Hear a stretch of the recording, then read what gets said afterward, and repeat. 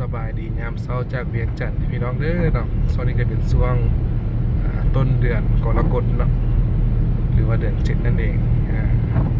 คลิปนี้จะพาพี่น้องสำรวจเส้นทางเนาะ13ได้เวียงจันทร์สวรรค์ไก่กันสุดขอบฟ้าสิเป็นยังไงพี่น้องเลยติดตามนํกันเนาะสภาพอากาศวันนี้ฝนตก 2-3 มื้อเรียนติดพี่น้องเอาแต่ต้นเดือนเลยเนาะวันนี้ก็มานำไอ้ปึ้งคือเก่านะพี่น้องเลยเพิ่น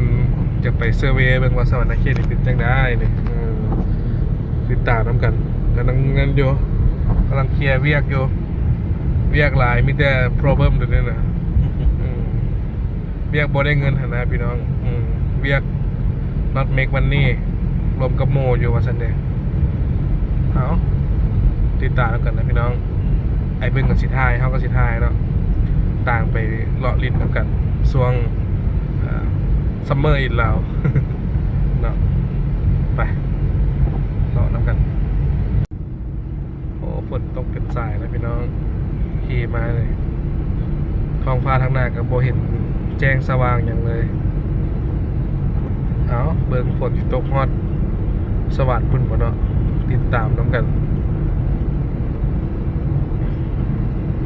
ตลาดสามเผือกหลัก15เนาะแวะซื้อบักไม้นะพี่น้องโลเท่าไหร่เนาะนี่นี่โล160,000โอ้อันนี้160,000ได้180,000ว่านี่หักมาแพงกว่ากันต่างกัน โดยหมากอินทผลัมด้วยเนาะฟาดวะตัวแดงฟาดวะแดงบานป่ะ บาทน้อยหนึ่งบาท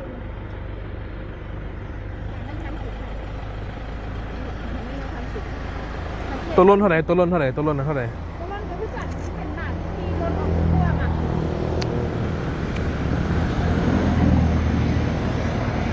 ฟาดฟาดวะ กินเนี้ย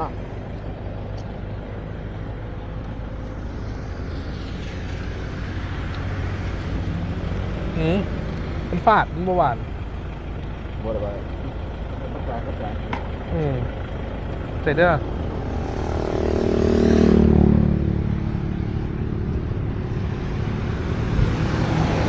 มันฝากนะพี่น้องคือมันต้องซื้อซอยมันฝากกันเลย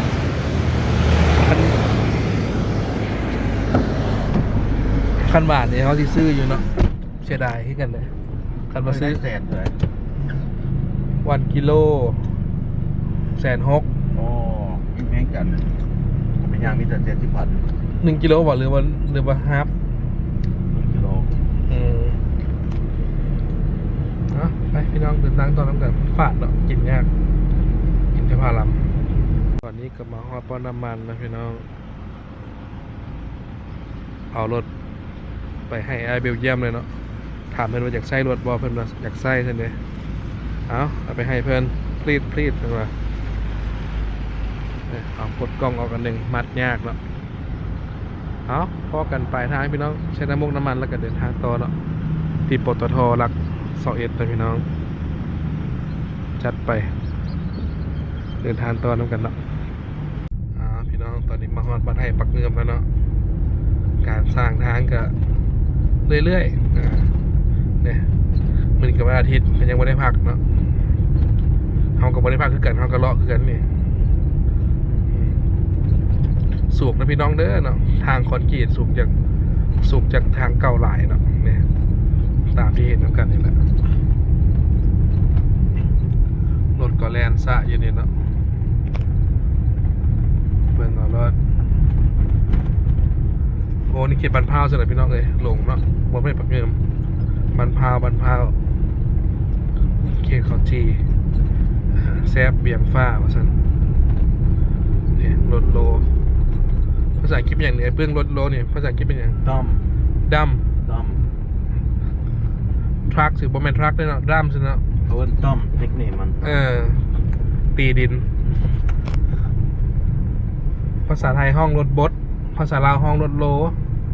ภาษาอังกฤษห้องดัมดิโปอันนี้ได้เป็นยังไง อันนี้ โลเกเตอร์ grader โลเกเตอร์เนาะแพงได้เนี่ยเกเตอร์เนี่ยสุดยอดเลยโลเกเตอร์แล้ว เมล์อันนี้นะโอ้เวียงจันทน์รถมาแต่ฮานอยได้ไหนได้ เวียงจันทน์คักนี่กำลังลงหินนี่อย่างเป็นสกอตบนนี่หินอย่างนี้นะหินทิศทางนะพี่น้อง gravel กาโบ gravel เอาจัดไปมงเรื่องสาวนั่นเองเนาะ สาวยุยนต์นั่นนะพี่น้องเนาะสาวโอสเตดเขาวันน่ะแม่นวะสาวโอเตสแอร์โฮสเตสเนาะเขาว่าสั้น air hostess no stewardess หมดแล้วลาวไทยห้องสาวแอร์โฮสเตสแล้วบอกว่าสตูดิโอเจ้ามันเป็น stewardess เป็นภาษาอเมริกาเลยบ่ลาวห้องโอเตสแอร์โฮสเตสเจ้าพาราสตูดิโอมาเนี่ยเอาคักไปหลายบอลหูหลายที่นะพี่น้องเลยติดตามน้ำกันไปเรื่อยๆถ่ายอัปเดตให้เบิ่งเนาะ13ไต้ยังคอยโอ้พี่น้องเลยเส้นทางก่อนจะขึ้นขวาบ้านไห้เนาะสมควรอยู่ได้นี่ได้คานไปเนาะนี่เราก็ได้ไปคำมวลพวกนี้นะเอเลนต้าเลยนะว้าว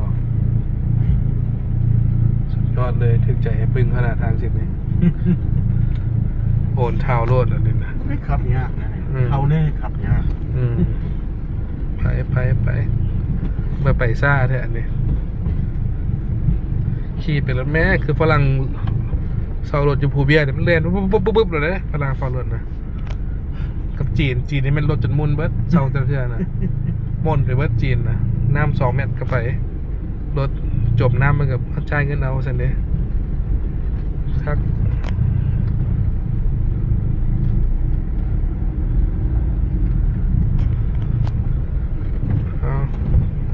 ไปต่อพี่น้อง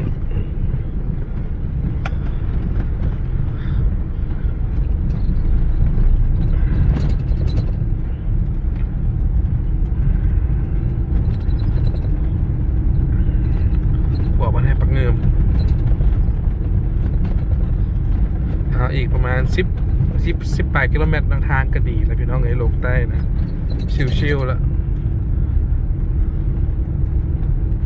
นี่รถมอปูนกำลังเทปูนที่อย่างเงี้ยเนี่ยครัวสีทองสร้างขึ้นสำเร็จในปี 1984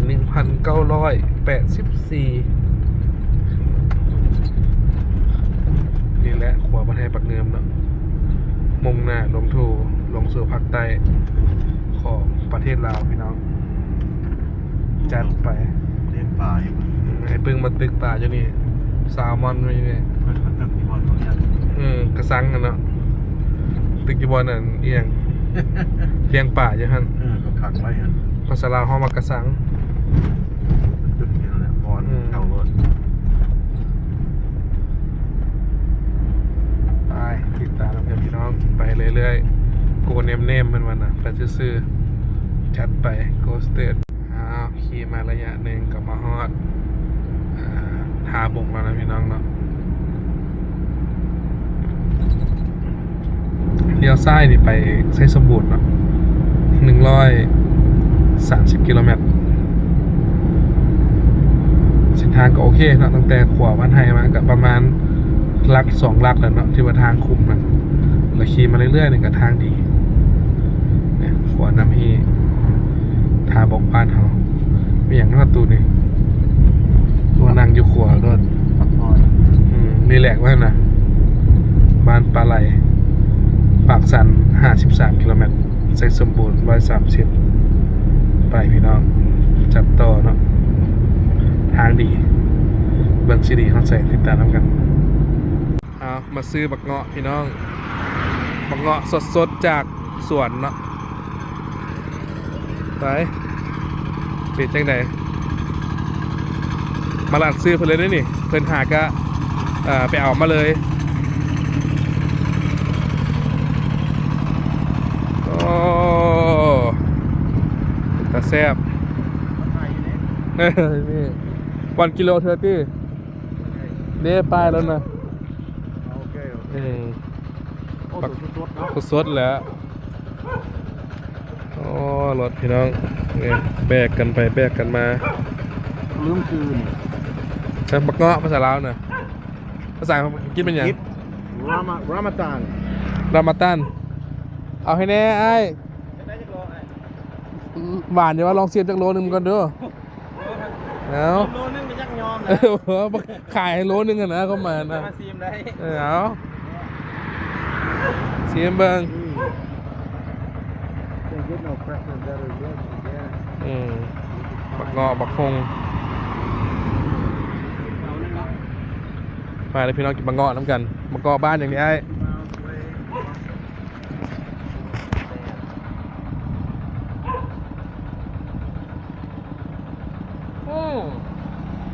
ปานดีวะ ซีดหลาย พูดปานน้อยวะเนี่ย บ่ได้ ต้องปิ้งวะ ต้มปิ้ง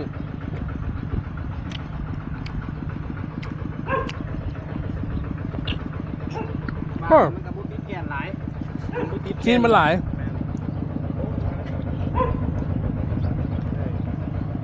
โลนึงเนาะสองวะ 2 โลสันเดียเอาเต็มอีก เอา2 โลอ่ะเอาซองผมเด้อ 2 ถุง ผมเป้าให้ในเด้อ 2 โลอ่ะ เอา แม่ จัดไปงอสดๆบ้านอย่างก่อนไอ้ บ้านย่อยให้ บ้านย่อยไฮโอ้สดมังงอนขี้ตมตื่นๆเนาะไปสดมังงอนมานี่เนาะ นั่นแหละทางกันร้องอยู่นึง แซ่บกินได้ มังงอนสดๆเด้อนี่ได้ส่วนเจ้าเองวะนี่คือเราปังงอไทยบ่แม่นเนาะงอปลูกที่ประเทศลาว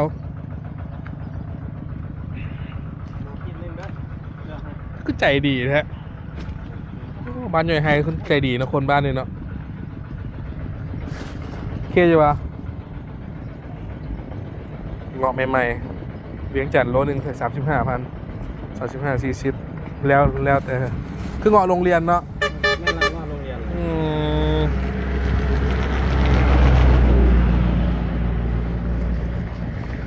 โอ้ปวดเราใส่ไฮโลป่ายปวดเราตื้มให้เจ้านี่เนี่ย โอเค สดความใจดี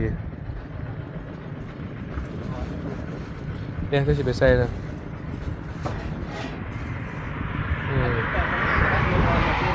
ฮะ ค่อยโอนก็ได้ โอนก็ได้โอนได้ไอ้พึ่งจ่ายละช่วงนี้ เศร้าถึงนี่หลายโพด เห็นบ่โอ้จัดไปเอาขนเครื่องขึ้นรถกันพี่น้องโลนึงเพิ่นว่ายันบ่อิ่ม2 โลสันเด้โลนึง30,000เนาะมานย่อยให้เมืองท่าพระบาทแขกบ่เลยคำไสพี่น้องเอ้ยในเรื่องเอารถมาส่งไอ้เบลเยียมเนาะให้เราขี่เลาะอยู่ใต้เพราะว่าเรามีลูกน้อย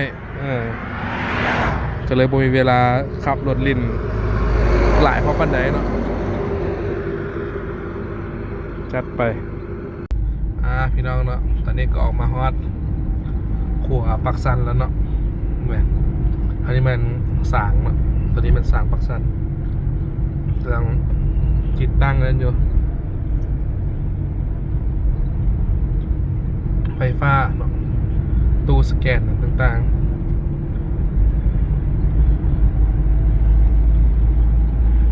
ที่รถแกแห่นะพี่น้องตัวนี้เนี่ยเรือขวาเนี่ยมันทางไปไทยแลนด์เนาะเป็น border checkpoint ตอนนี้ ทีนี้ checkpoint นะ ว้าว checkpoint friendship friendship beat friendship 5 บ่ Welcome to Bali Kamsai Province ด่านสะกดปากสันนะพี่น้อง Border Control of ปากสัน9 กิโลเมตรนะเข้าไปตัวเมืองไปกันเลยพี่น้องเลยเพียงจัดมาในคันขี่ชิวๆซาๆคือบอกคำหนึ่งกับประมาณ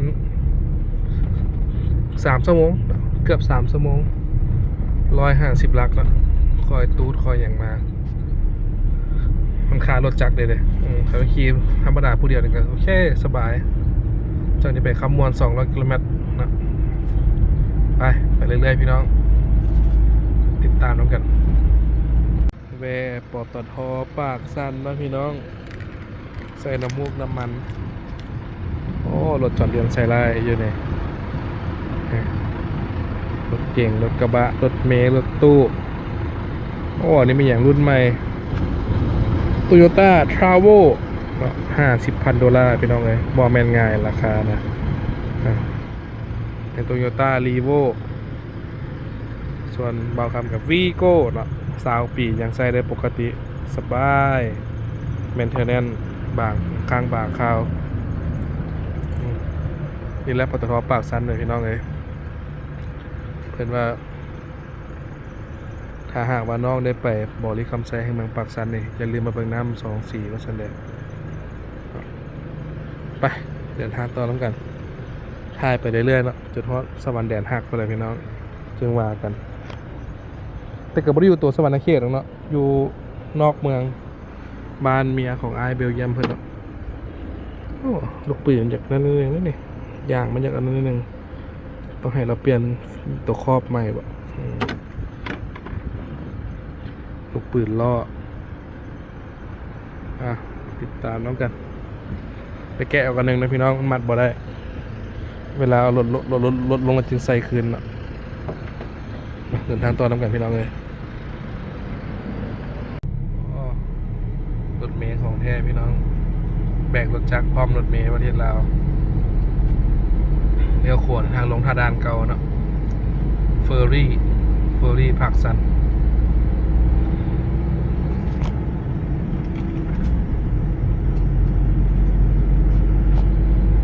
โอ้ปลายสูงแค่สูงว่านี่ทูให้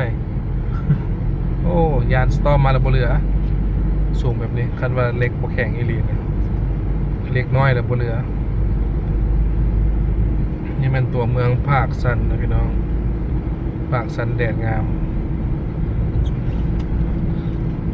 เอาเบิ่งเอาภาคสันนะไอเอกมักมากินนี่พี่น้องเนาะทานอาหารเนาะเบอร์เกอรี่เจเนี่ยเป็นว่าแซ่บหลายเฮียเอกนะ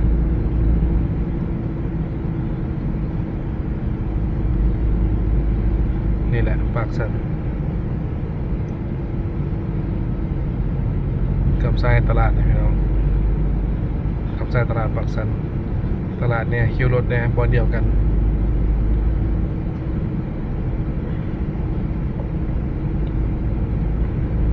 เนี่ยโอ้สไตล์หลวงพระบางตัวนี้นะธนาคารนี่ก็เลยรูปทรงกันสร้างนะมาฮอนนี่ฝนกับมีนะพี่น้องน้อยหนึ่งมันก็เศร้าแล้วก็น้อยตกหน่อยก่อนเดิมนี่แหละนำทางไปเนาะบุมีขี้ฝุ่นนั่นซะเนาะเดอะเวก็ได้ไปเรื่อยๆคุมเขิมกับบ่หลายเนาะโบนัสเขาตั้งแต่เขตลักษณะมาฮอดไม่อย่างมันให้ฮะนำปากซันนะเป็นสีเดียวที่พี่น้องเด้อบ่เป็น2 สีเด้อยามฝนใช่ไหมมันจกเห็ดกันเจือนที่มันจกกันเลย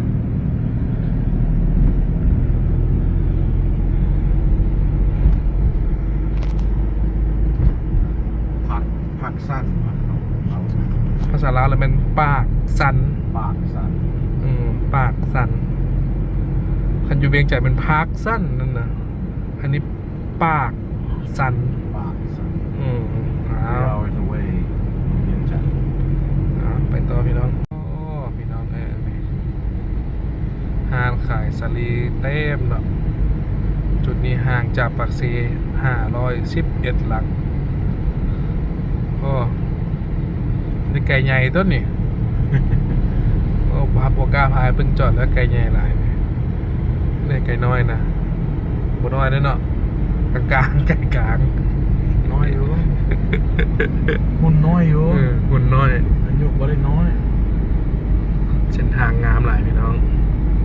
หลายห้างกับปิดไปเนาะหลายห้างกับเปิดอยู่นี่แหละสายทางบ้านหาดสายคูนเนาะก่อนขึ้นแกงสะดอกพี่น้อง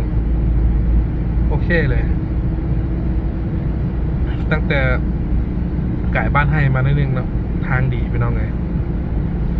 ไปได้เรื่อยๆชิวๆไปวันขายอ้อยดำขายเมียงส้มขายอย่างไปชั้นละเนาะเขียนนี่นะ สลีทีนะไปยาวน้องกันพี่น้องยาวยาวยาวยาวไปเรื่อยๆห้านโซเจงนะพี่น้องเนี่ยโอ้คนเวหลายตลอดเลยเนาะห้านเนี่ยพาไอ้พึ่งมาลองซีมเบิ่งเป็นจังไดฝนกระตกพี่น้องเลย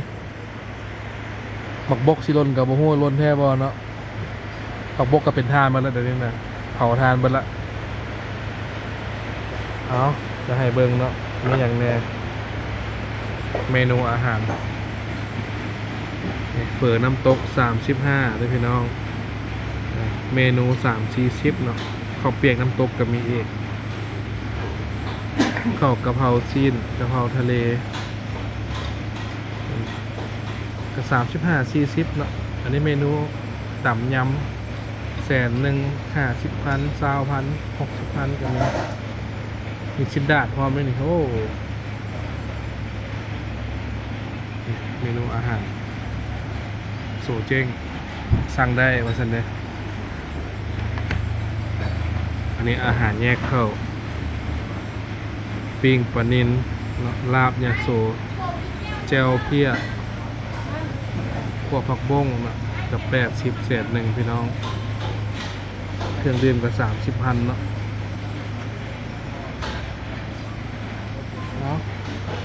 กินข้าวแล้วกันพี่น้องจึงว่ากันระหว่างทางไปสวรรณเขตเนาะพายพึ่งไปเบิ่งสวรรณเขตแล้วบุกกระเบียงเทือว่าฉันเลยพ่อจะท่าแค่นี่จะเอาแค่ ฮะบุกกระไก่ท่าแขกเนาะโอเคเอาเลาะเอาหน่อย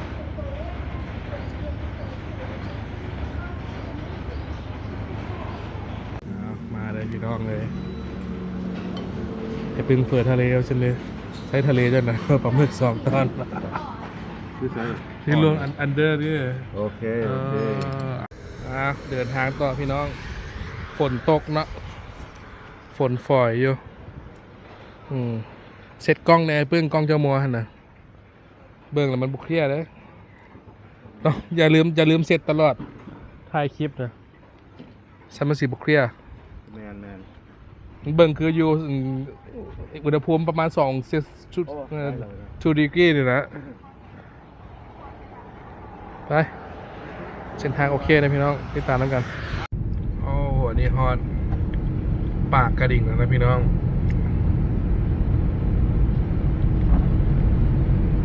บ้านปากกระดิ่ง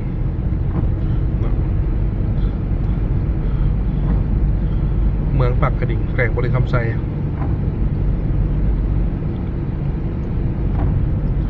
โอ้เส้นทางเห็นมาเส้นต้นนี่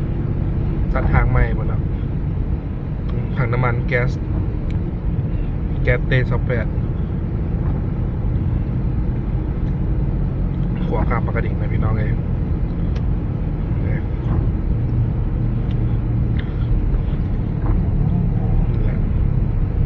ขวาในตำนาน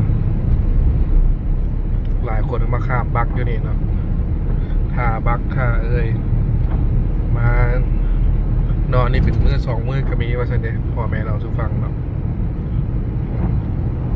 นี่แหละปากกระดิ่งบ้านเฮานะสาธุเนาะให้ผู้ค้าเดินทางปลอดภัยดูดีไม่แห้งทุกคนเนาะสาธุ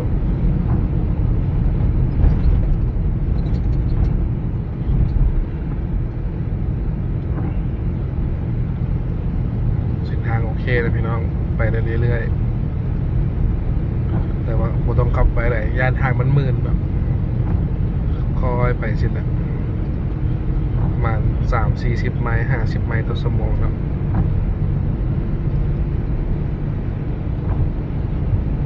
โอ้ฮอดทงนามีนะพี่น้องเด้อ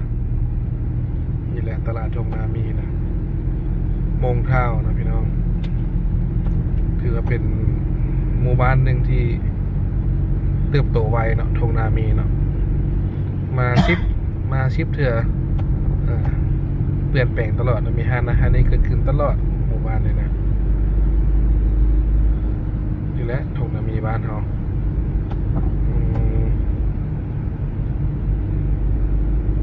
ในเรื่องเลยพี่น้อง ากาศดีเลยฝนตกตลอด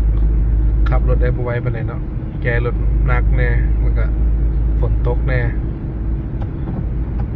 ไปเรื่อยๆไปกันต่อพี่น้องโอ้ฮอดบ้านเวียงคำแล้วพี่น้องเนาะทางแบงหลักสาวรถขี่มาเป็นสายอยู่แล้วรถขนส่งก็ได้แซงกันยากอยู่คอยไปเนาะตลาดทางแบงเวียงคำแต่นี่ไปหลักสาว97 กิโลเมตรเนาะไปท่าแขก100 กิโลเมตรไปเซโน200 กิโลเมตรเดี๋ยวแวะส่งให้เพิ่งท่าแขกก่อนไปหาเนี่ยไก่ใหญ่เรานี่ท่าบักนาสั่งเลยพี่น้อง5 กิโลเมตรท่าสะอาด14 กิโลเมตรนะไปรถคนมาขึ้นรถจะมีเต็มพี่น้องเนาะไปรักษาไปน้ำทอนนะแยกเยอะดีเลยวันนี้ไปต่อไปเรื่อยๆถ่ายเป็นสเต็ปให้เบิ่งเลยพี่น้องเนาะฝนชิแล้วสุดทางพี่น้องตอนนี้ก็มาฮอดเขตบ้าน2 ห้องแล้วเนาะที่แรกบ้าน2 ห้องเมืองหินบูดเขตคำม่วนเลยพี่น้องดอกไฟกับโซลาร์เซลล์สวยงามจบเจือเนาะมีพระพุทธรูปอย่างพ่อได้นี่กับซ้ายมือเนี่ยหมู่บ้านหนึ่งที่มีชื่อเสียงแต่ไหนมาเนาะ2 ห้อง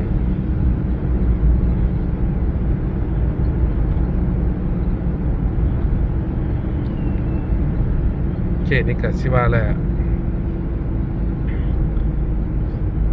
อยู่ใกล้กับเขตบก.พลติ้วนะพี่น้องถ้าเข้าไปกับซ้ายมือประมาณ20 ลักเด็ดมันก็เป็นเขตขุดคนบก.พลติ้วเนาะอายุ100 กว่าปีบก.นี่ก็เลยขุดคนแต่สมัยฝรั่งเศสเนาะที่ปกครองลาวข้างหน้านี่ก็เป็นเอียงเขื่อนนะพี่น้องเขื่อน2 ห้องประตูน้ำนะ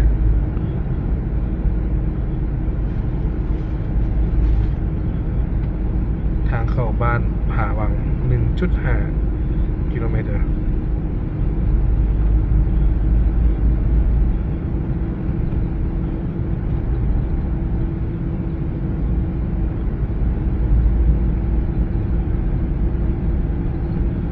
แม่น้ำเขต2 ห้องขวาน้ำหินบูดเนาะบอลขายป่าเต็มเลยดิโอ้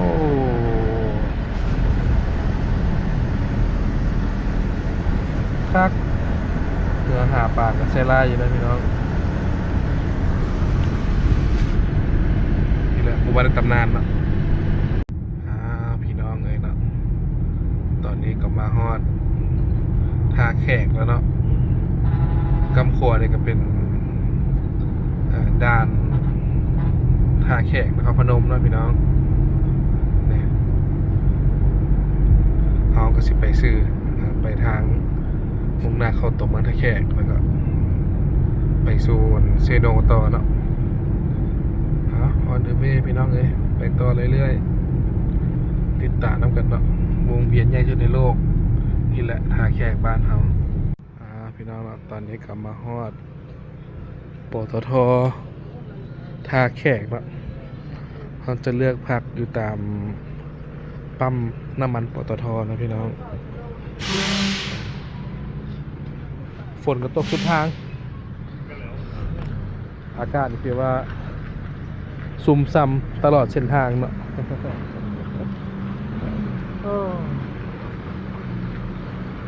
เนี่ย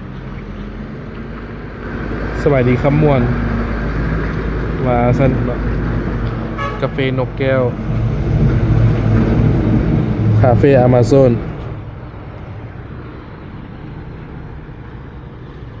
เดี๋ยวท่านต่อพี่น้องเดี๋ยวก็ฮอดเซโนแล้วเนาะถือว่าไปได้เรื่อยๆเนาะอากาศดีพี่น้องแล่นรถกับบ่ฮ้อนหลายไปได้เรื่อยๆโอเค let's go พี่น้องไปต่อ ซอกหยังซอกแฮมเบอร์เกอร์วะมีหยังสแน็คเจ้าที่เอาหยังสแน็คเอาเลาะเบิ่งน้ำบานาน่าดรายเห็นบ่โลน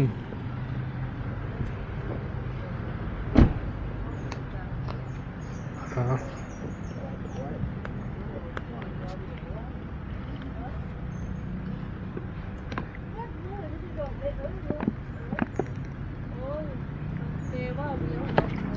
กล้วยแผ่น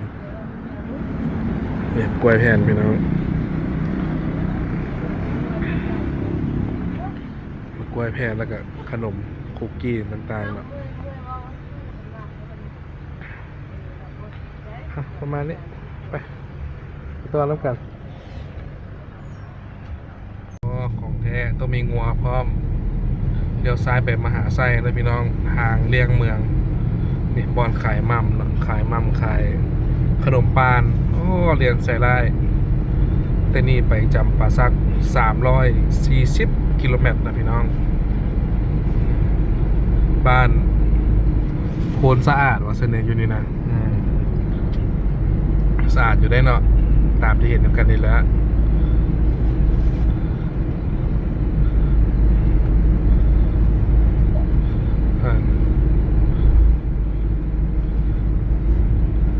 นาะ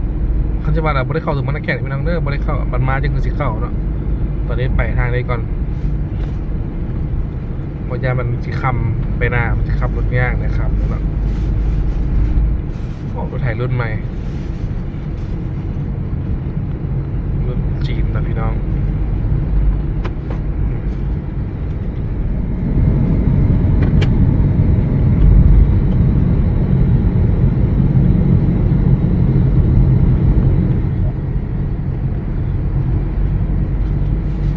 แต่นี่ไปเซโน่100 กิโลเมตรเนาะไปท่าแขก4 กิโลเมตรไปคัมโบเดียบอร์เดอร์498ไปเสด็จนาเผา146มันนะเนี่ยเดินทางต่อแล้วนะพี่น้องเอ้ยเอานะไปเรื่อยๆสบกับมาถ่ายคลิปเดินทางได้แท้เลยเนี่ยไว้ถ่ายคลิปท่องเที่ยวเนาะ ขายมั่ม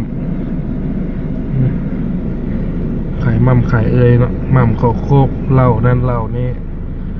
ตามที่เห็นนี่แหละโอ้โหไม่อย่างอันนี้หมูมิกกี้ไว้ดินี่โอ้นอนใส่ลายอยู่เกาะกลางรถคำไส้เดินบินท่าแขกในพี่น้องตะกี้เนาะสนามบินท่าแขกสนามบินเก่าสมัยสงครามเพิ่นว่านะห้างขายแม็กรถยางรถไปยาวๆโอ้แซงกันอีกพี่น้องเลยแมนบ่เนาะคันหนึ่งลาก2 คันคันหนึ่งลากคันหนึ่งแซงกันปุ่นกระบะนี่ก็ไปเสียบเขาอีกเอาเพชรแมนบ่เนาะบัดนี้ฟ้าวไปทางไหนเด้มาฮอดเมืองเซบังไฟเลยพี่น้องเด้อเนาะมือนี้ขับรถชิลขนาดผมมีแดดจักเม็ดมือนี้นะบ่ฮ้อนเลยถึกใจไอ้ปึ้งไอ้ป่านอยู่เม็กซิกันแล้วว่าอากาศอยู่เลยบ่ฮ้อนเลยเนาะพี่น้องเนี่ยนี่ไก่น้อยไก่ใหญ่เบิ่งคำทางอีกอาหารฟูดกับฟูนเบิร์ตโตอีกมือนี้กินปักเงาะเนี่ยมากอีกอย่างก็ภาษาอังกฤษในเบื้องรามาตาน รามาตานปักเงาะว่าเส้นเดโอ้ยเอาไปต่อน้ำกันนี่แหละเมืองเซบังไฟนะพี่น้องเซบังไฟยังคอยนี่ฮานปิงป่านี่แซ่บเดี๋ยวเป็นฮานปิงป่าแค่นี้นะโอ้สุดยอดเลยเดี๋ยวมาพามาแวะขามา โอเค ปิงหอมเลย มาก โอ้ในเรื่องนี่แลมโบ้ด้วยสุดเสืบเลยนะ FBI นะ จากสงครามเวียดนามบ่เอาจากนี้นะนี่ขวาเซบังไฟพี่น้องเลย อันนี้เดี๋ยวเป็นบอร์เดอร์คำมอนสวรรณเขตข้างหน้านี่นะ แม่หวะ เป็นบอร์เดอร์แล้วเป็นชายแดนแล้ว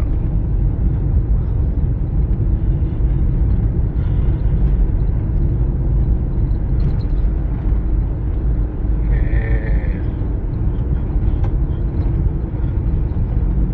เขาคือมั่งเงินนะโอ้เขาจะขยายเส้นทางคือเราเขามั่งเงินให้เห็นสุดแล้วพี่น้องขวาเสียบังไฟโอ้เดี๋ยวนี้มีพลานหินพร้อมเนาะนี่แววคำทูสวรรณเขตโปรวินเลยนะ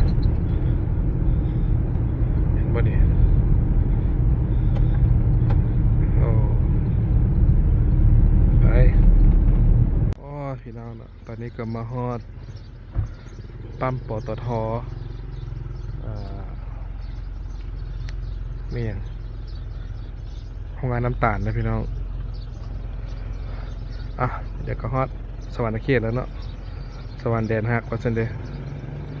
ไปต่อน้ำกันพี่น้องเลยแวร์ยืดเส้นยืดสายเขาห้องเราห้องน้ำเนาะนี่แหละ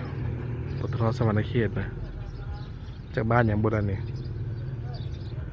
แห่จากอย่างนะพี่น้องซื้อบ้านนะไปต่อเท่าไหร่ไอ้เอ้ยไปเรื่อย almost there ๆhere we go ว่าไปโก้กับโก้ตัวยากจังเนาะไป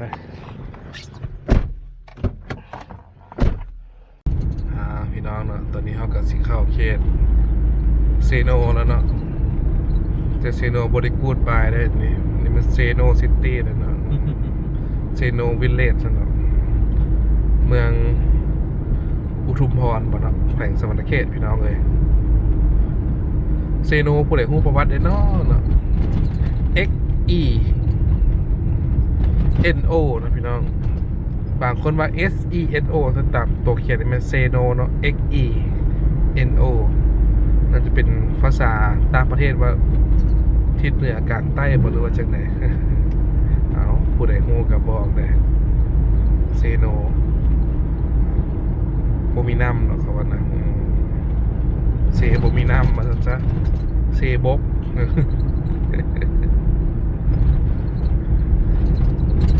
โรงแรมรัตนพรพาสุข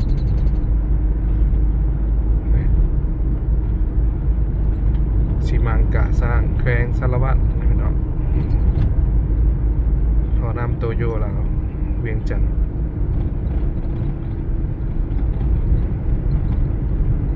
ออกบ้าน9 โมงป่าย10 โมงนะมาฮอดนี่6 โมงเรียกว่า7 ชั่วโมงนะพี่น้องเดินทางเวียงจันทร์เซโนก็จอดนำทางเนี่ยกินข้าวกินน้ำแน่นะประมาณนั้นแหละโบได้ direct ไปเลยเนาะจอดนั่นจอดนี่ถ่ายคลิปไปคือเห็นนั่นเนาะจอดเบาจอดนั่นแน่นครเซโนในปัจจุบันอันนี้มันเซโนตัว S นะ S E N O จะมาตามตัวเขียนมาบางคนเขียน X เนาะ X E N O โอเคถือผิดว่าไปตามนั้นพี่น้องไงเดี๋ยวเราเข้าไปสวรรณเขตเนาะเฮียเล็กท่าอยู่มีแต่เซียนั่นเป็นเนี่ยเซโนเซ็นเตอร์พอยต์นี่นะโอเคอยู่นี่ปิ้งไก่หลายได้เบิ่งเขาเจ้าขายเขาเจ้าขายปิ้งไก่ right เต้มเบิด barbecue chicken มือหนึ่งเป็น500 ตัวพุ่นที่บ่ wow 500 ตัว1,000 ตัวพุ่นที่งามบุญนะ wow come said เขากิว fried fish fried chicken fried chicken hey กิวgrill grill chicken เดือดใส่ปากเซ236เนาะไปลาวบ่าว211ไปสวรรค์เสาป่ายเนาะไปต่อกันพี่น้องโอ้พี่เห็นอย่างนั้นพี่น้องเนาะอันนี้เหมือนสิเก็บเงินค่าเข้าเมืองบ่เนาะกำลังจะสร้างกันบ่แล้วพี่น้องเด้อนี่มี ETC MTC ข้อยังบ่ทันนั่นเถอะขาเข้าสวรรณเขตนะพี่น้องมาสาวโกลักนี่แหละ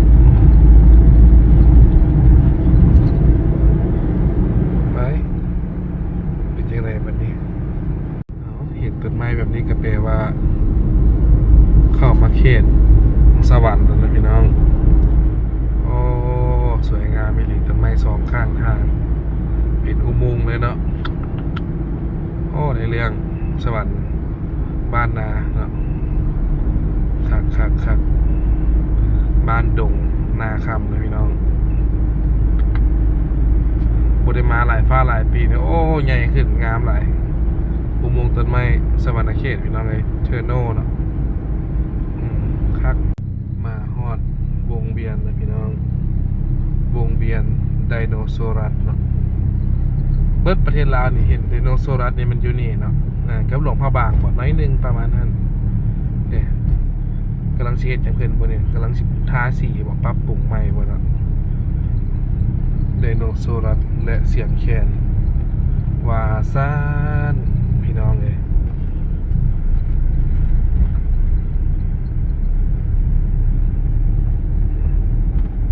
ทางเข้าบ้านเพิ่นต้นไม้สิเลยเนาะมาย่างก็โอเคไหนเพิ่นเนาะย่างจูงมา ถักแดด บ่ถึกแดดแล้วต้นกองต้นไม้นะโอเคแต่เวียงแต่สวรรค์เขตเดี๋ยวบ่น่าจะมีมาราธอนนะพี่น้องมีแต่ปากเซหลวงพระบางเวียงจันทน์บ่เนาะแลนมาราธอนนะเนี่ยสภาพบรรยากาศนะจากต้นอย่างเพิ่นพุ่นละนี่เต็มอยู่นี่เนาะต้นไม้คือต้นตอกก็ได้ตัวเมืองสวรรค์เขตอีกประมาณ3-4 กิโลเมตรนะพี่น้องพี่น้องตอนนี้ก็ฮอดสวรรค์เขตแล้วเนาะจัดไปเพิ่มพลังหลังจากบ่ได้กินชิ้นดาดมา3 มื้อแล้วบอกคำก็ได้เอาจัดไปพี่น้องโอ้หานแซ่บหานนี่ซื้อมาหานอิ่มแซ่บบ่เนาะเลยเอาจัดไปให้เพิ่งเห็นละสายกินพักอันนี้นะในเรื่องผลexperience เลย professional เลยเพิ่งเลย professional พัก เนี่ย professional vegetable ด้วยเนี่ยเอาจัดไปคนหลายพี่น้องเนาะเอาโอเคนะพี่น้องกินแล้วละไปต่อเขาก็ได้เนาะเมนู100,000ปลายนะพี่น้องโอเคไปซอกที่พักน้ำกันเฮาจึงว่ากันมื้ออื่นเนาะ